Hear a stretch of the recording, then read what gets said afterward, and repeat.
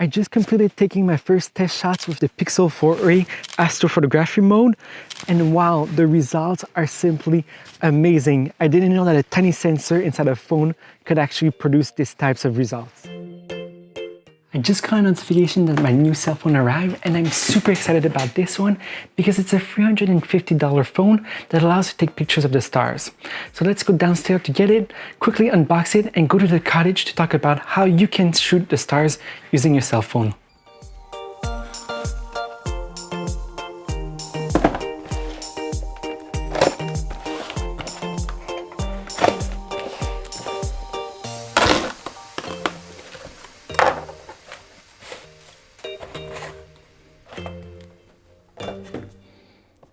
Here it is. Now let's leave for the cottage, and if you haven't done it yet, go check out my first video on astrophotography where I explain how to capture sharp stars, and I also explain in that video why it's important to get away from the city center to avoid the light pollution. So go check it out, the link is going to be somewhere up here. I just got to the cottage and I can't wait to test out how this phone is going to perform to take pictures of the stars. So let's go take out the kayak and then go in the center of the lake to have a nice clear view of the stars.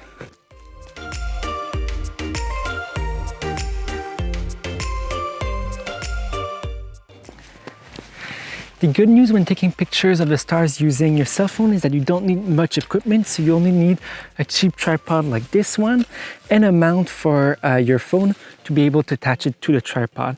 So I'm going to set it up and we're going to be ready to take our first shot. So now let's talk about how to capture the stars using your cell phone. And there's two main ways that I know of. The first one is to use a Pro Camera app on your cell phone, and this is going to work on most cell phones that allow to take longer exposures, and then we'll come back to that point a little bit later. And the second one is to use on Pixel phones, the most recent one, so the Pixel 3, the Pixel 4, and the Pixel 5 that's coming out. They have an astrophotography mode, so we're going to test both of them. But if you're only interested in the Pixel astrophotography mode, go look at the chapters below and skip to that part because I'm going to talk about it later. I'm going to start talking about the mode that works for most cell phones first. If your camera has a built-in Pro mode inside of its camera app, just use that one. But if you're like me and you have a Pixel phone or another phone that only has automatic modes inside of its camera app, I suggest going on the store and looking for a camera app that works for you. So I decided to go with ProCam X, which has a RAW built-in and it can support longer exposures. That's the thing you want to look for. So actually, this camera has a limit of 10 seconds, and we're going to see we probably want something a little bit longer, but it's the maximum we can go with. And so every phone is going to have a different maximum. I know Samsung phones usually can go up to 30 seconds. Some LG phones also can go up to 30 seconds. So you just want to find an app that allows you to go to the maximum shutter speed that you have. So for example, here, if I have the Lightroom app, it only allows me to go up to 1 second. So that's not a good app to use to take pictures of the stars because you really want the longest shutter speed possible. Talking of shutter speed, that's actually the thing you're going to have the most control on inside of your camera, because most cell phone cameras have a fixed aperture around 2f2. So that's pretty good already. But you want to keep the ISO as low as possible, because if the ISO is too high, because it's a tiny sensor, you're going to have so much noise inside of the shot, it's going to be unusable. So for this, we're going to go inside of PhotoPills again. And here I'm going to open it, go and spot stars and check for my camera. So I already have my Pixel 4a selected as a phone here. So if we look at here, we have the MPF rule, and it says it's 22 seconds to get sharp stars. So that's the maximum shutter we can go. But like I said before, on this cell phone, the maximum is actually 10 seconds. So I'm a little bit scared we're not gonna have enough light inside of the shot to see the stars well. So let's jump into the ProCam X app and set up the shot, and we should be ready to take the first test shot. I just completed taking a few test shots and I'm really pleased with the results, but I forgot a few very important things about the settings on your camera. So the first one is you want to make sure you don't have any flash, because the flash is only going to show up in the foreground and you're taking the distance, so it's not useful to have a flash. And the second thing is that you actually want to make sure that you have your focus set on infinity. That's because the stars are really far, so you want to come here and make sure you're on infinity mode inside of your Pro Camera app. So once all of these things are set, you can then just play with the ISO to find a setting that is the best for you. Before moving on to the Pixel 4a astrophotography mode, I wanted to take a look at the pictures on my cell phone, so I imported them inside of Lightroom Mobile. And if we take a look first at the different ISO exposures here, we have the shot at ISO 400, and I actually think this one is the one that looks the best, so we really see the stars nice, and everything else is pretty dark, so you're not distracted with anything else and too much noise. If you look at the one at 800, it's still not bad and it's still pretty usable as a shot, but you're starting to see a lot of noise in the bottom of the shot here if we zoom in, so I'm not sure like this is a shot that you could print or like even share on social medias.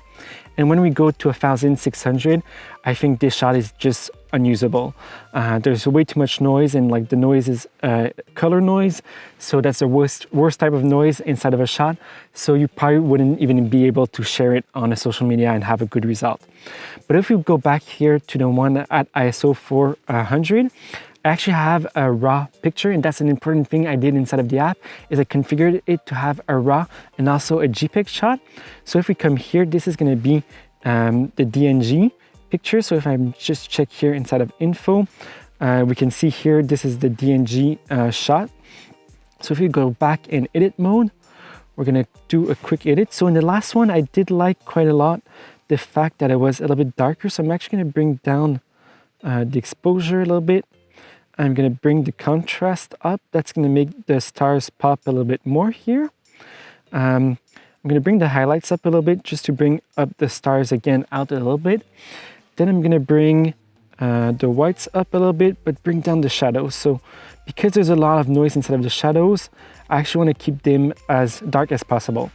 So we're also going to bring down the black a little bit, and that's really going to start making the stars pop. So like I talked in my other videos, it's actually really important to use a mask for the stars. So here we're going to come in selective mode. We're going to add a linear mask. So we're just going to drag it down here, add a nice feather, bring it down here, select this mask. Then we're going to go inside of details here. Oops, no, I want it to go inside of this menu here. And then we're going to go in clarity, and we really want to bring the clarity up to make the stars pop a little bit more. So now we see we have a lot more stars in the sky. If we just bring down the layer mask a little bit, we actually see that we're getting a pretty good result. And if we look at the final shot here, I actually think it's not bad for a shot taken with a cell phone. So definitely, I wouldn't go over ISO 400 on the Pixel 4a, but it's still a really, really good shot of the stars. I'm actually really impressed with the result we're getting out of here. Okay, so now let's take the shot with the Pixel 4a mode, and it's the first time I'm actually using this mode, so I'm going to discover just as you if it's working well or not. So just let me start the screen recording here. And now we're good to go. So I'm going to place the camera on the tripod, and this is actually a really important step, because if the camera is not perfectly still on a tripod, it won't recognize that you want to take an astrophotography shot, so it won't show up the menu to take that type of shot. So you want to be sure that the camera is perfectly still on a tripod. So now we're ready to go inside of the camera app here. So I'm going to bring up the menu right here. So we're going to open the camera. Then you want to go and move inside of the night side option here. And right away, so we saw at the top here, there was a small little message that popped up and said that we're in astrophotography. So we're good to go now because it's perfectly steady. So the image is really terrible right now. So like, I hope that's not what we're going to see at the end. But we can see actually there's a little bit of light there. So we can see that we have the lake. So I might want to bring this up a little bit. So I'm just going to bring it up a little bit more. Turn it again just to get a better composition. And now let's press the button and wait. So now we have a 4-minute countdown. So we're actually going to let it run and see the result we get in 4 minutes.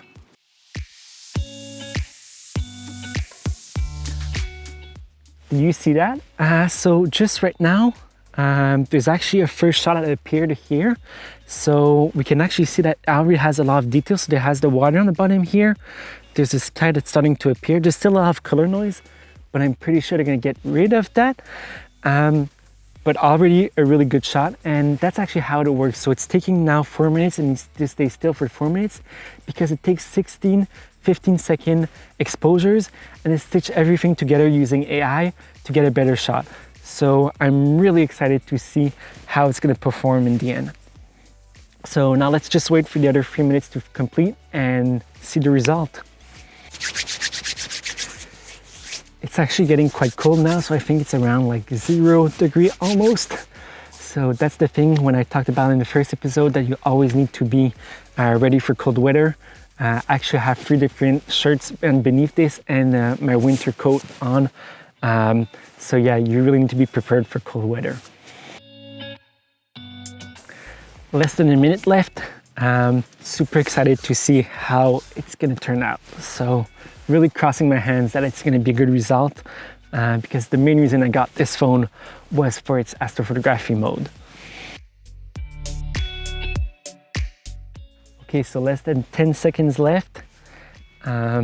Really excited. Yeah, so it's done. Let's open the viewfinder here. So it's already looking pretty good, so it's still processing. And wow, look at this shot. Look at this shot. This is amazing. This is amazing. Look at the detail we have here in the stars. There's a little bit of noise in the bottom, so there's clearly still noise, and they're really intense on the noise reduction. But this is amazing. This is amazing from a photo coming out of a phone.